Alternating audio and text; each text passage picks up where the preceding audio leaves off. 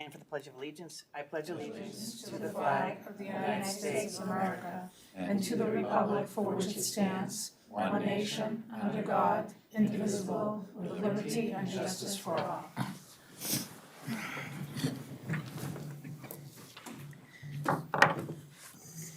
This meeting is being live streamed by Chelmsford Telemedia and posted to the Chelmsford Public Schools website for interested community members to access and watch. In-person public participation will be taking place tonight in accordance with Chelmsford School Committee Public Participation Guidelines. Anyone speaking tonight during the public input portion of this meeting has notified the superintendent's office of their desire to speak and has been provided with these guidelines. Upon request, written comments received no later than 12 p.m. on the day of this meeting will also be read and made a part of the record of the meeting during the second public comment session.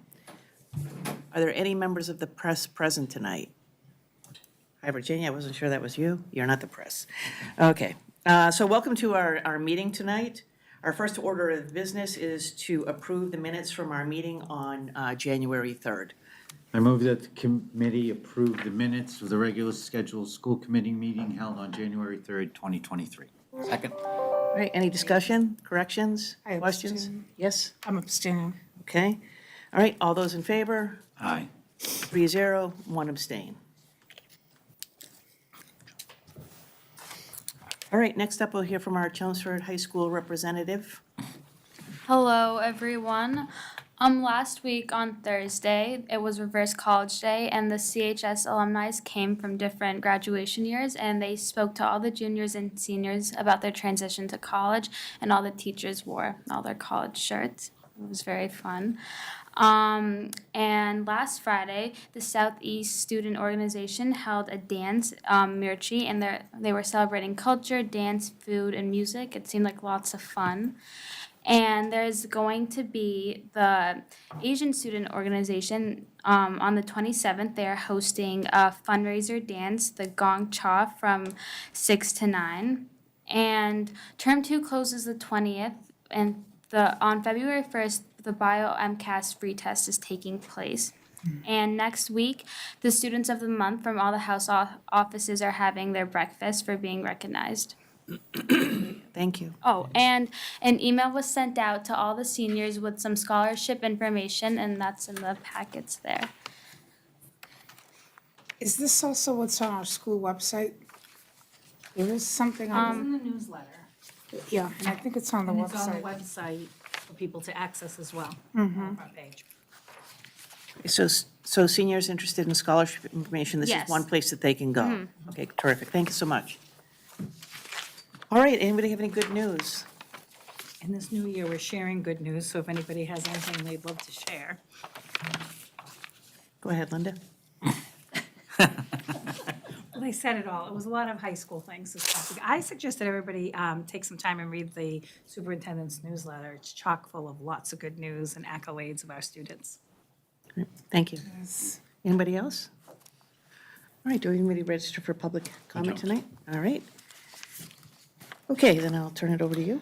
All right, we'll jump right into our agenda. So continuing with our theme of highlighting one of the schools or departments at each of our meetings, we have Bill Silva with us tonight, who's our Director of Technology.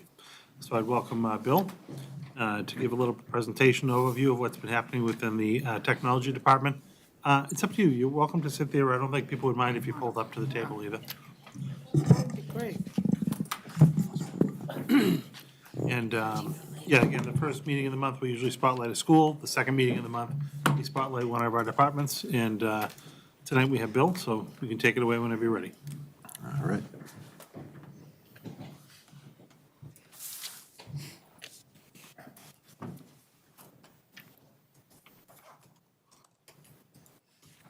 You need help with the technology, the superintendent will. All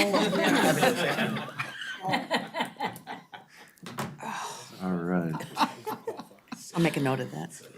That was the good news for tonight, right? Hi, how's everyone doing? Good, good. I'm going to give you a quick recap, basically kind of just summertime to this week. I'll take you through some grants and awards that we've received, some of the projects that we've worked on that are completed, and a few upcoming things, and then just a little bit about our integration efforts and some of the courses at the various schools. So before I get into the sort of review, let me just always take a moment to thank my staff. I have an incredible staff. I say it every time I come here. I will say it every single time I come here. They're very dedicated, super professional, very, very efficient, and they're really the reason that technology works so well in this district. So thank you to them. Here are the grant awards. We have a couple from Project Lead the Way, one for the middle school for $10,000, one at the high school for $15,000. And that one is designed to help us implement one of the high-level sort of capstone courses in computer integrated manufacturing. We got DLCS Now, which was $14,100. And that went to the elementary levels. They got PD and a bunch of classroom supplies that go along with that. They all actually attended some training this summer, and they have the K-4 students doing programming on things called B-bots. They can actually program these things and ride them around a map, and it's pretty interesting to watch. We have innovation pathways and connecting activities. I kind of merged these, so it's a total of $74.93, and that went towards more of the VEX robotics equipment, various sensors for programming. And then we did get last year, but I'm awaiting approval on this year's. We usually get a 40% internet and firewall services reimbursement, which nets us roughly $45,000. Some of the project completions, we were, last time I came telling you we were getting a new virtual environment. That's all stood up now. Everything's been running very nicely. I'm very happy to have transitioned off the old system. And we were also able to update all of the servers to the latest revision of Microsoft Server, which was a nice upgrade. Internet, filter, and firewall, that was all upgraded this summer. So now we have 15 gigs of internet, probably more than anyone in the state, which is good. We're in a very good spot as far as that connectivity goes, and the firewall and filter upgrades allow us to pass all of that traffic at one time, so there's no bottlenecking. So I'm very happy with where we're at with that. I'm going to take you through a few different security upgrades. Just wanted to kind of give you some quick numbers about where we ended up after all of the updates that we've done. So there are 487 physical cameras that are out there, which is a massive amount. 80 of them have multiple lenses, so at any given time there are almost 730 video streams coming into our servers being recorded. And we use 7 different access camera station servers to record all of that information. At the stadium, we did a new lighting there, as you're aware. While that was being done, we decided to add a few more cameras into this area, and we also put in these radars that can sort of pick up anything that sort of gets into that area. So it's set up now for like after hours. If anyone trespasses on the field, they get an alert. And I got a video I'll show you in just a moment once we go through some of this. It's pretty unique, and it's a nice use of the system.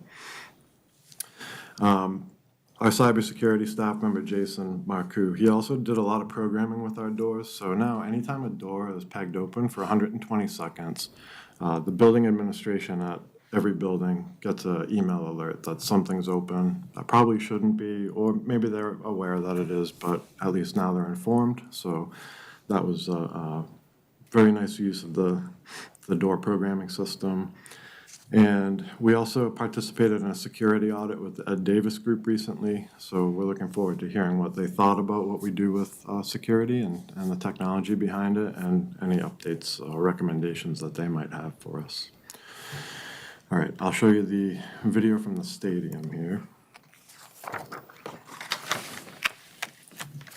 Hello, everybody. Thanks for joining us. This is the CHS Stadium camera project. We're going to be taking a look today at all the cameras that were installed here at the stadium and also doing a mock test of any kind of trespassing that's done after hours. So we have a gentleman here on the field. Let's start off with the test. So he's actually going to start walking on the field, and we're going to pick him up first thing on the radar system here. And it's going to show that right now it's unknown until it detects it's a human, which you see a change there. It's also giving you the speed of how fast they're walking and what their location is on the field. This is a panoramic view as he's walking, just to show you guys. It's in 8K. And after hours, you get to a certain point in the field, I think right on the edge, like what we were showing in the beginning, where it will trigger this alarm, and it sends an output to a system. So basically, once he gets to a certain point, it's going to trigger this alarm that's going to say this. You are trespassing. Please leave the area. This area is under video surveillance and you have been recorded. Basically, we're able to track him as he's running down the field real time, not only on the photos, the video, but on the radar system as well. And he's slow. Is that you? That's not you. No.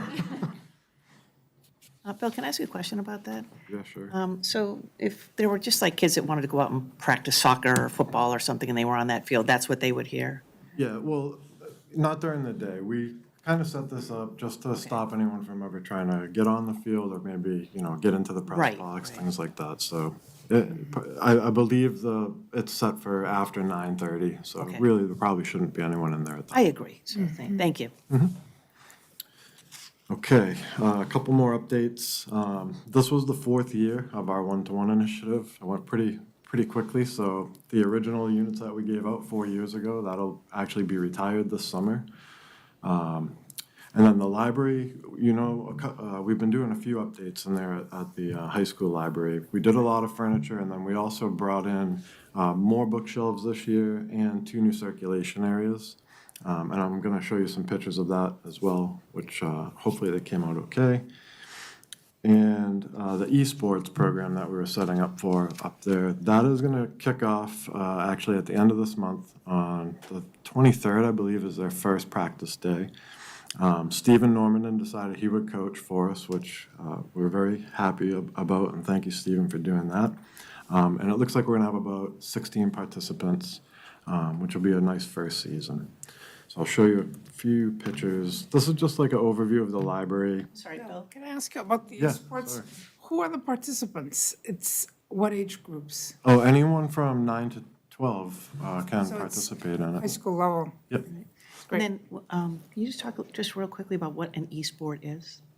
Yeah, it's basically folks will compete in a video game against another district. So we'll be competing in there's 3 Nintendo titles: Super Smash Brothers, Mario Kart, and Splatoon.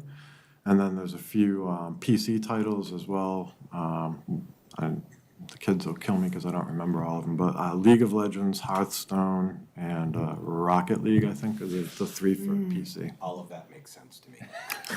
Well, this is a very big great, and though. up-and-coming thing. Yeah, It it's really is. it's becoming very, Absolutely. very popular. I mean, there's scholarships available Right. for Yes. students these days. I think it's nice that we are also tapping into a group of students who, have a real interest in this area. Yeah, and we did have a sort of a kickoff meeting with them the Friday we returned from break. I mean, they're a very excited group, so they're really looking forward to it.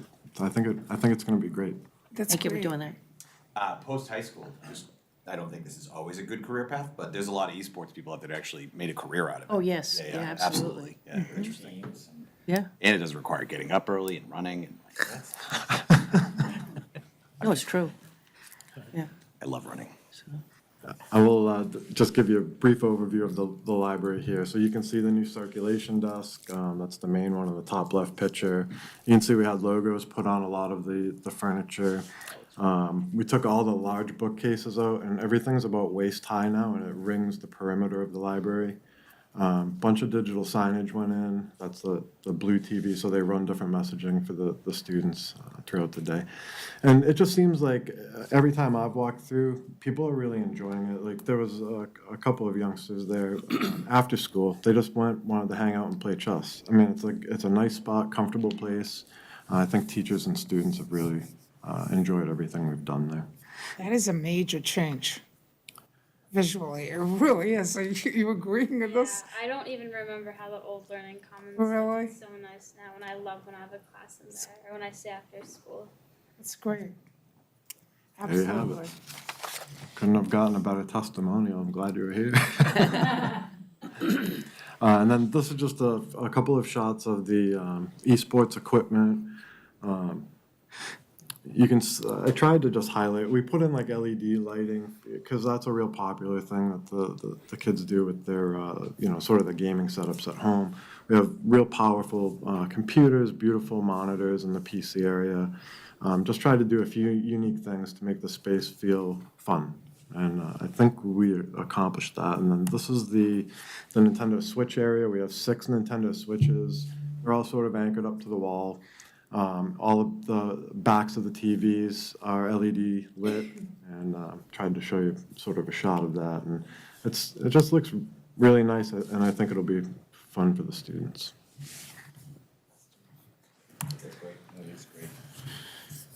Okay, and then I'll take you through some of our integration work and various programs. As you know, we have a really great core of technology integration specialists, so they do a lot of training with staff on a wide variety of topics. Every week they have a nice newsletter that goes out with some tips, tricks, and things that teachers need to be made aware of as the year goes on. They co-teach, they do one-to-one teaching with various classrooms. And they've been focusing in on some iReady and some ClearTouch trainings most recently this past month. I had the group out to MassQ in the fall. That's one of the biggest sort of tech conferences. And that's always a good time. I bring usually some technical staff and the TIS group. And there's a bunch of breakout sessions from various manufacturers, and everyone sort of comes back with something fun to share and some new ideas. And then our middle school library and TIS group, they've been working very diligently, preparing curriculum and integration strategies to coincide with the realignment of those buildings, and also sort of combing through books and seeing, does anything need to move because it's more 5th, 6th grade or more 7th, 8th grade based. So that's been a lot of work, but they're doing great with that. At the high school, Project Lead the Way, the IED class, the Intro to Engineering class, that was actually approved for dual enrollment for September, which was nice.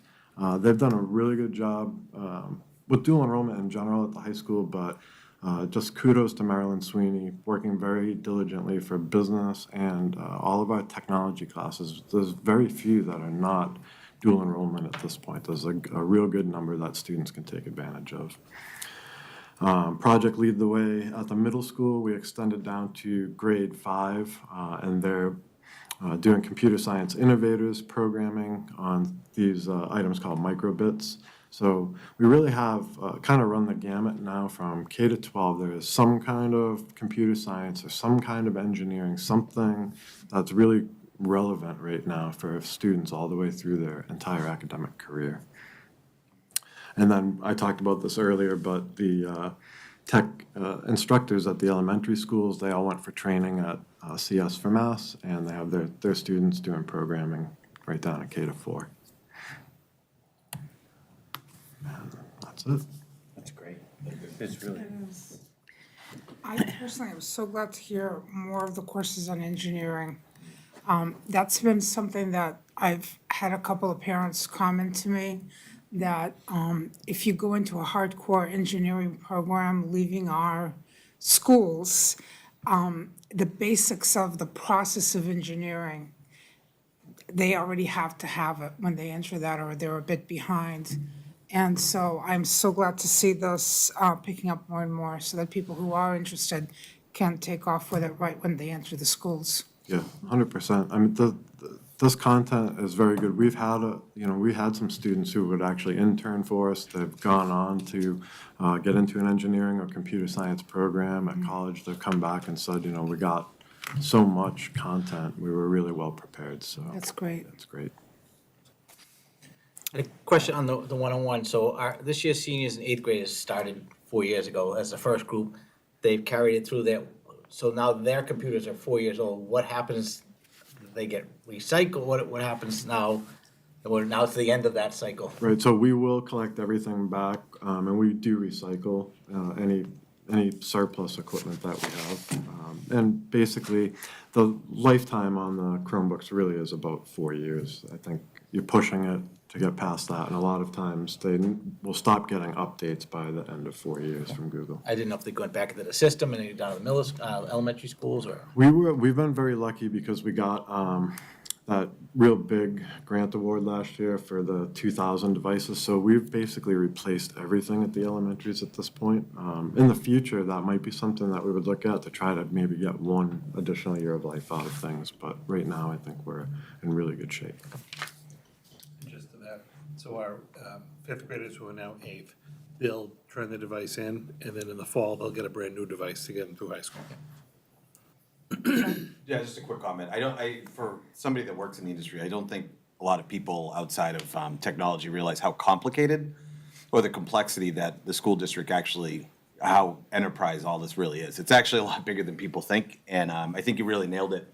The technology is great, but really it's the people you hire and like the people that can actually manage and administer that really make it either work or not work. So I just want to say I appreciate the work and keep it up. Thanks, Jeff. And if you ever want to take me on in any of those e-games, I will certainly use my school and crush you. Well, I would invite you to play against the kids. No, because then the point is that I would get beat. That's how it goes. All right, well, maybe we can sell tickets to it, do a little fundraiser. So, yeah. Bill, I'd like to echo what John said about your staff. I think they do a phenomenal job. But that really comes as a result of good leadership. So thank you for everything that you do, which is a tremendous amount that is often unseen and not as appreciated as it should be. So thank you. Thank you very much. You're welcome, thank you. How are you finding, though, just the use of technology coming out of COVID? Do you see a good balance throughout the system? Yeah, I actually was a little bit nervous that we might regress coming out of COVID, but I think it's been really holding steady. I think people learned, our staff really dug in and learned, right? And we sort of, I feel like we made so many years of progress. It was not a fantastic way to do it, but they just learned so much during that time. And so now I feel like a lot of them think things are much easier. They're very efficient with it, and yeah, I think it's a good mix. Yep. Thank you. Thank I just you. wanted to mention something on the school safety aspect of the work that you've been doing, which is really terrific. I mean, obviously, school safety is something that this committee takes very, very seriously. And it's really terrific to know that, we have the number of cameras that we do and, other things like with the stadium and whatnot. And so thank you for all of that. And I am also interested to see what the report will say. And then, I guess I would say to you is that it's nice to have that, but see something, say something is still probably our best line of defense. So, we couldn't do it without the help of the kids, alerting us to the fact that there may be issues. All the cameras in the world aren't going to make any difference. So thank you for everything. You got it. Thanks. Thanks, Bill. Take my seriously. Thanks. All right, second item this evening on the agenda is just a reminder that our kindergarten registration opens up next week, the 24th and 25th. I put the packet we put in the packet, the report that we put in last meeting, the school committee packet, I just put back in there to refresh it, and that information's up on the website. So we're emailing this to all the families that currently have kids in the Chelmsford Public Schools, so we'll get a good response.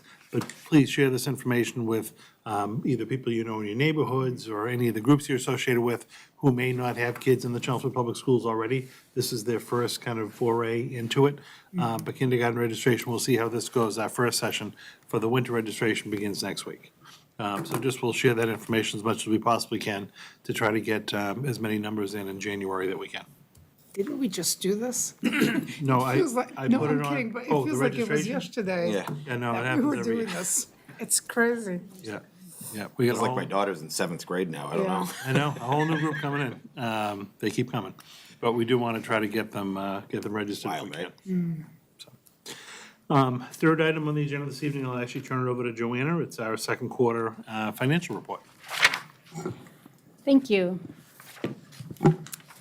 In your packet, you have my cover memo that highlights some of the activity going on for the first half of fiscal year 2023 on our $67.5 million local operating budget. And then the actual 19-page report with all the detail by account, the grant and revolving fund summary, and then the 3 reports from the high school and 2 middle school student activity accounts. So halfway through the year, some of the variances have continued that I reported on in the first quarter. And we are favorable in the labor and the non-labor accounts at this time. The classroom teacher category is still favorable by $716,000. And this is after we have settled all the contracts at this point, the teachers, the paraprofessionals, and then the non-affiliated people. Those raises were already reflected at the first of the year. So there's no favorable variances left in the cost of living account where we reserved all those funds, or in the lane change account. All those have been transferred to all the different labor accounts where labor is recorded.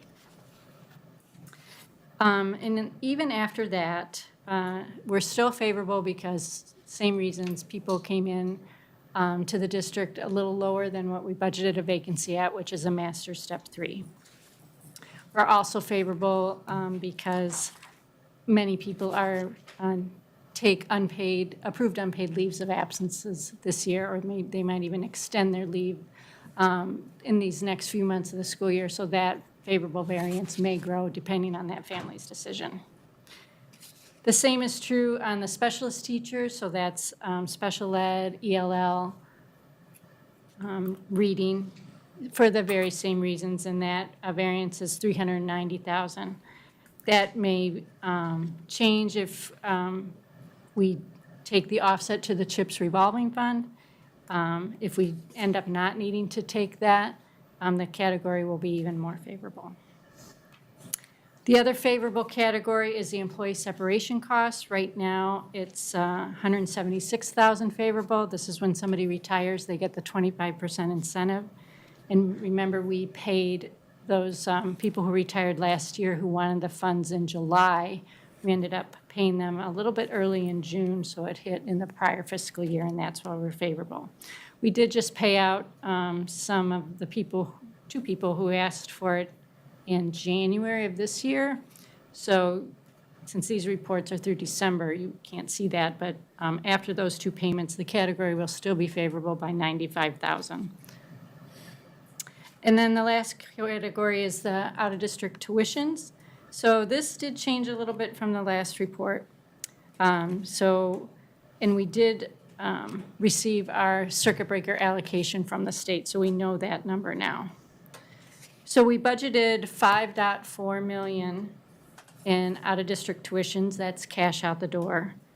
We budgeted for a circuit breaker offset of $2.5 million, so the net would be about $2.8 million. We do know what the circuit breaker number for this year is going to be now, and that is $2,574,768. So pretty similar to last year's number.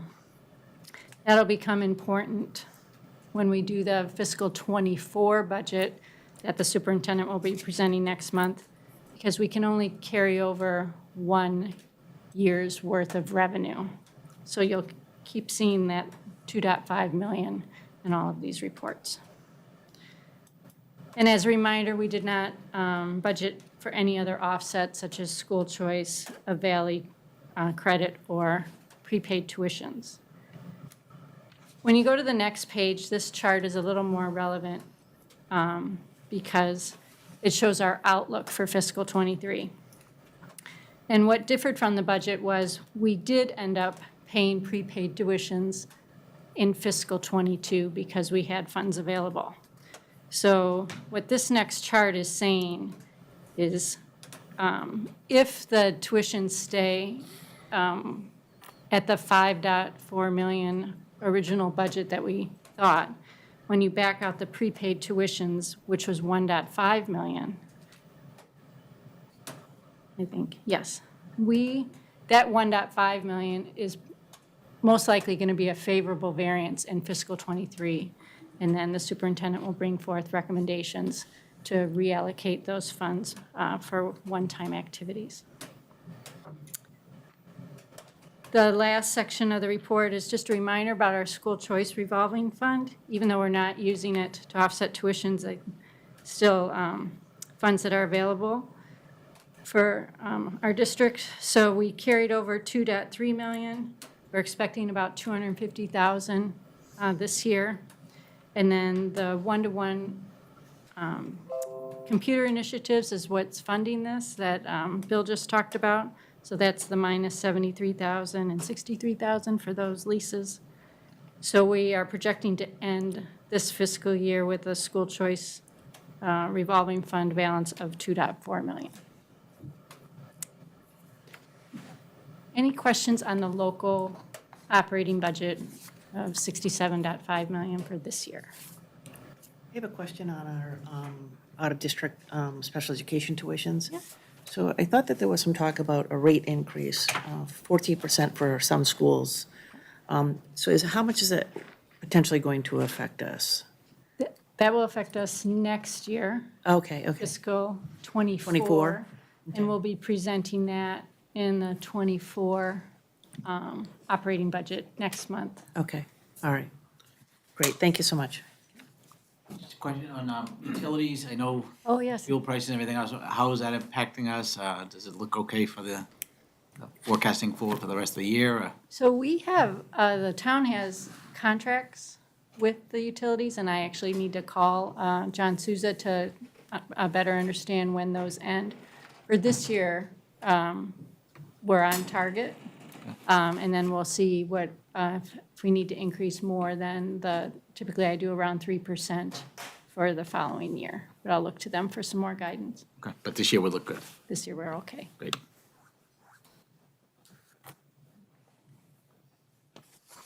Anybody else? Thank you. Okay. The next two-page report is kind of in color. This is the grant and revolving fund summary for the first half of the year. So the first half of the report are the grants, the entitlement type grants, the ESSERs, the Title Is, the special ed. We still have a few of the multi-year grants, so those are the 2022 grants that are carrying over. And then the middle section there on the grants is kind of the new grants, the fiscal '23.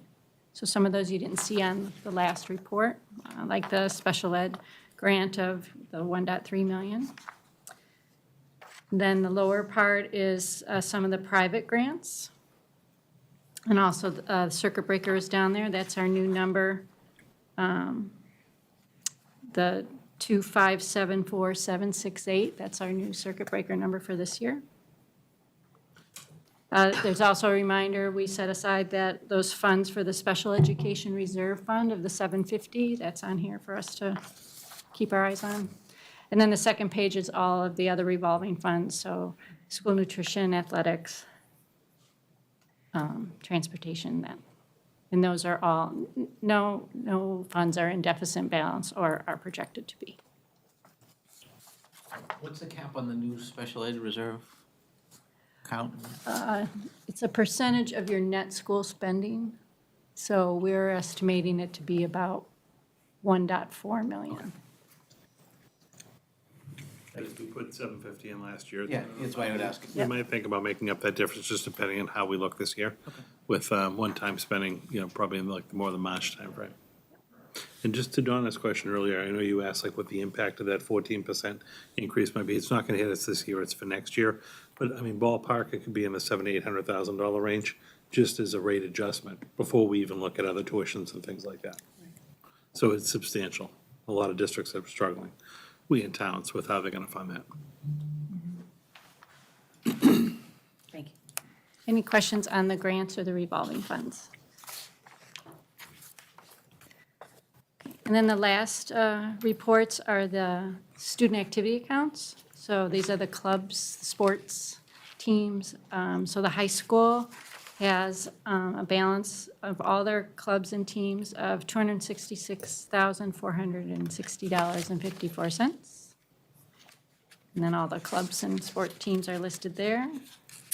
And the McCarthy Middle School is at $24,601.02.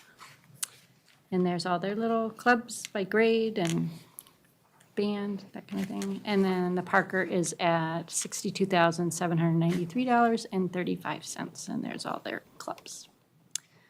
So any questions on the student activity accounts? Is it the middle school or the high school that's up for the audit this year? I think it's middle school. Oh, okay, I thought it was the high school. I don't, I'll know they're coming in February, so. Perfect. I actually thought it was the high school, so it's just, Yeah, I it don't know could be. why, but, Yeah, we yeah, we rotate. alternate, One year we yeah. do middle schools, the next year we do high school, so we do an audit every year. Right, It's just a right. matter of which one is up, and I honestly don't recall this year. I will. No, and it's fine. I mean, I'm actually very glad that we are doing that. Yeah. That was something that wasn't done for a Well, long you time. have to do an audit, or you're supposed to do an audit every, minimally 3 years. So we just thought it was easier just to do one year and one the next. So we're always, every year budgeting for and conducting one audit. These are pretty significant audits, as opposed to waiting 3 years and doing them together at the same time. So we're on a little roll. It's working pretty well for us. Yeah, I appreciate it. I appreciate that we do it that way. I think it's good for us to be able to see, on an alternating basis, how things are going. And for the public to see it as well. It's going to bug me to not know this. I'm sorry. And I'll get you an answer. That's all for me. Thank you, as always. I just want to thank Joanna and her staff for putting that together. It takes quite a bit, but they do a great job managing the budget. Thank you. Yes, thank you. All right, next item number 4 on the agenda for me this evening is just a personnel report for our employee transactions during the month of December. So this is a month ago. You can see that, hiring in the middle of the year is basically vacancy type hiring, but we did add a number of lunch and recess aides and paraprofessionals. We had a couple of resignations in the mix, and then we had a couple of employees who transferred from one position to another within the district. So not too much activity for the month of December, but just wanted to share that with you.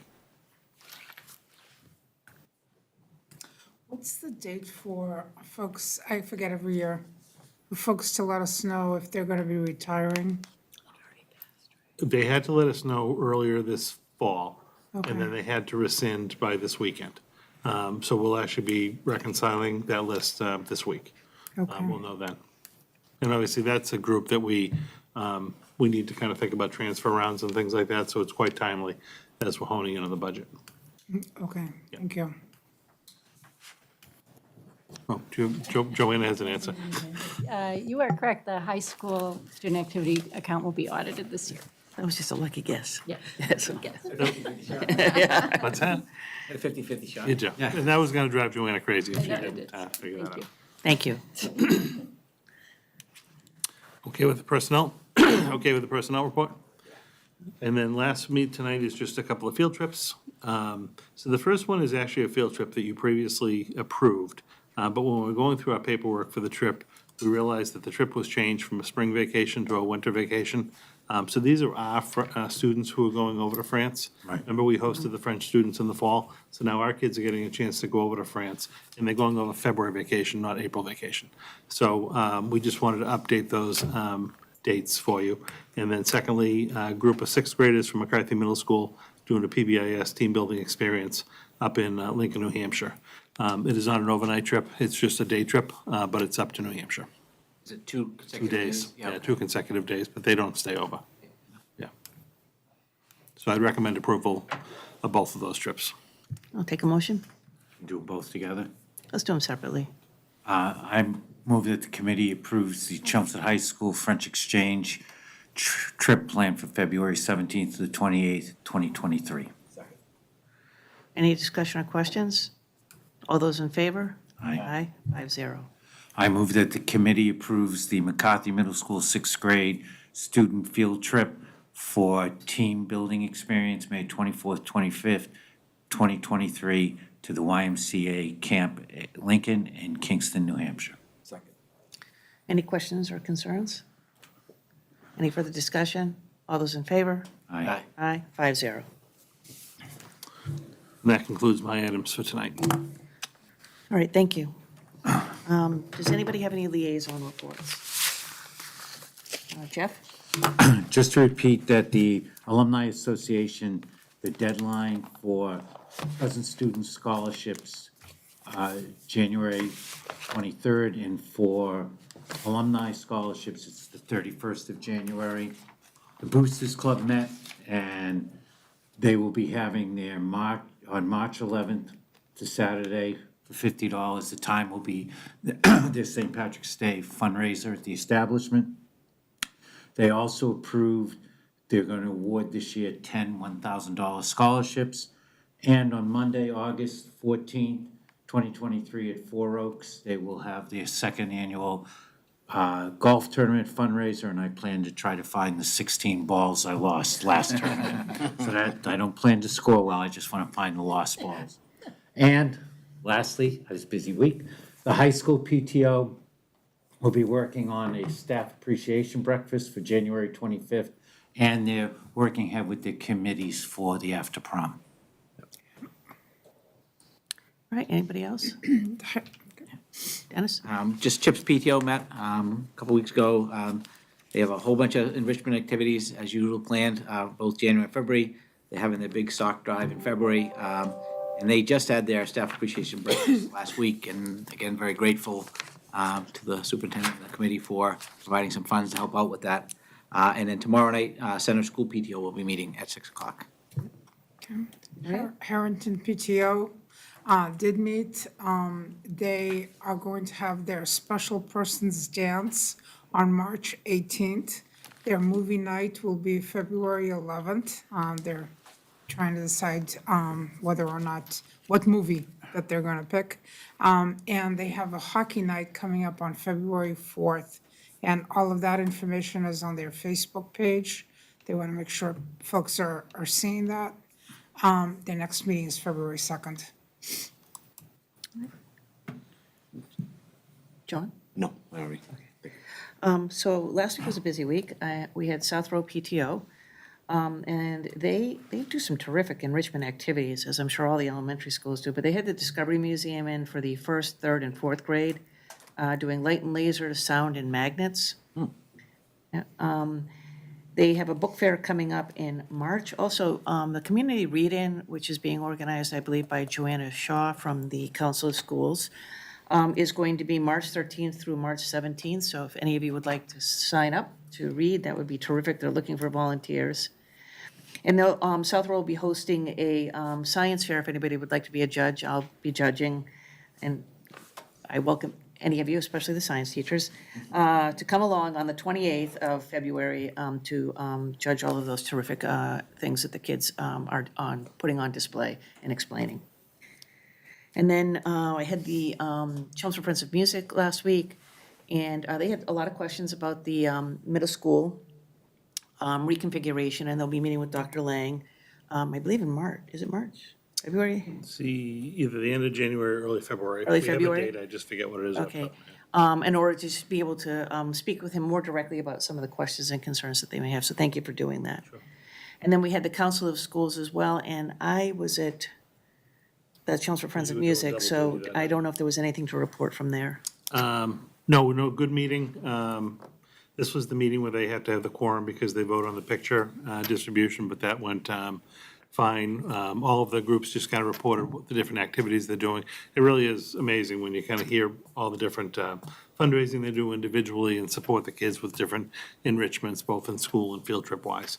So that was good to hear, but no, good meeting, but it was kind of a business meeting for their picture allocation. All right, and I actually do have one other one. Select Board Member of Virginia, Crocker Timmons is here. Hi. And I know that you had reached out to us about helping kids to become more involved in community activities, and that you had subsequently reached out to Stephanie Quinn, I believe it was, so, hope that that was helpful. And I also wanted to mention that all the schools, I believe, have school councils, and it might be worth reaching out to the principals to find out I think usually the assistant principals are in charge of the student councils in order to be able to see if they might also want to be involved in some way, depending on their level. So thank you for doing that. I think that's really terrific, that the select board is, trying to engage, our students and becoming more, conscientious and active, community members, so. All right, is there any action items? So, go ahead, Dan. Well, I was just gonna say, and I know you probably do, if you have like a list of upcoming agenda items, like, I know we Yes. have a ton of stuff to go. We do, If you yes. could just give us kind of an idea of when we're gonna be hitting those things and. Yes, so I think there's still a lot of you're meeting with the DM group tomorrow morning. Right. Right, so we'll have more information on this, but yes, I'm glad you brought that up because we have the budget.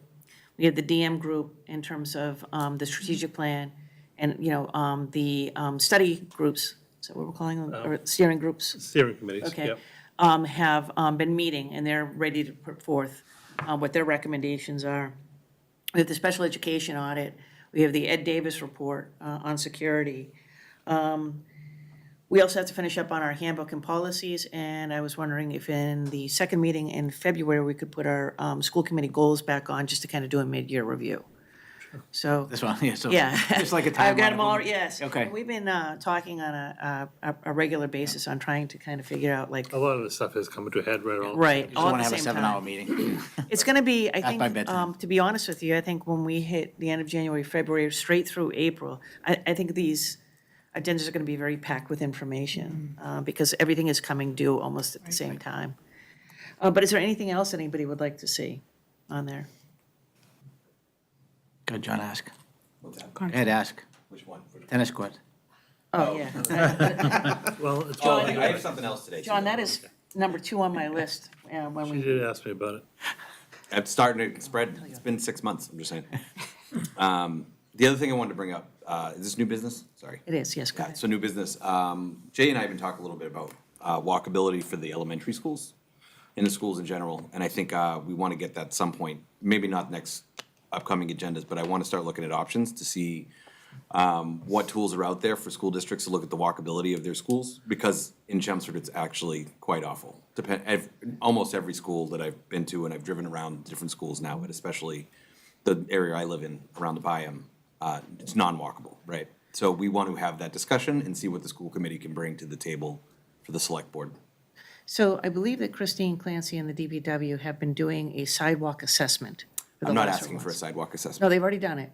Yeah. It should be ready. I think it was going to be ready later on in the spring, if I'm not mistaken. I'm just nobody will ever put a sidewalk near my roads. So I think Okay. what we're looking for is more like safety, the ability for kids to walk into school, maybe walking lanes, because sidewalks are really expensive and unpopular. So I really would like to see what other options are out there for school districts that want to Okay. get walkability in the schools. All right, We're never gonna get a sidewalk in South Chelmsford unless somebody builds a new building, or maybe we get something from the condos that go in, maybe. But in the real world here at town meeting, we're not getting sidewalks in any of those schools. Those small little neighborhoods, just not gonna get them. The ones that especially that are like main roads, we have double line roads that you can't walk, there's no shoulder, right? Right. Yeah, it's just not. I know which street you're talking about There's a over by whole you, one. or your street. My street and a bunch of them, though, Yeah. those are like a lot.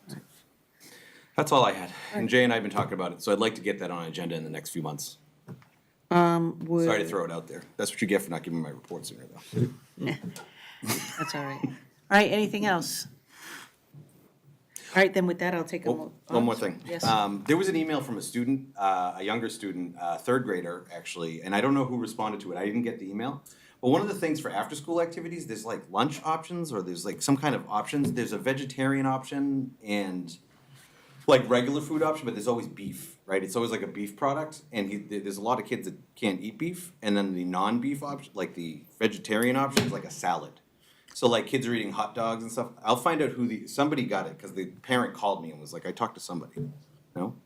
No, I didn't get it. I didn't get it. I'll get more details. Yeah, this one's not ringing a bell.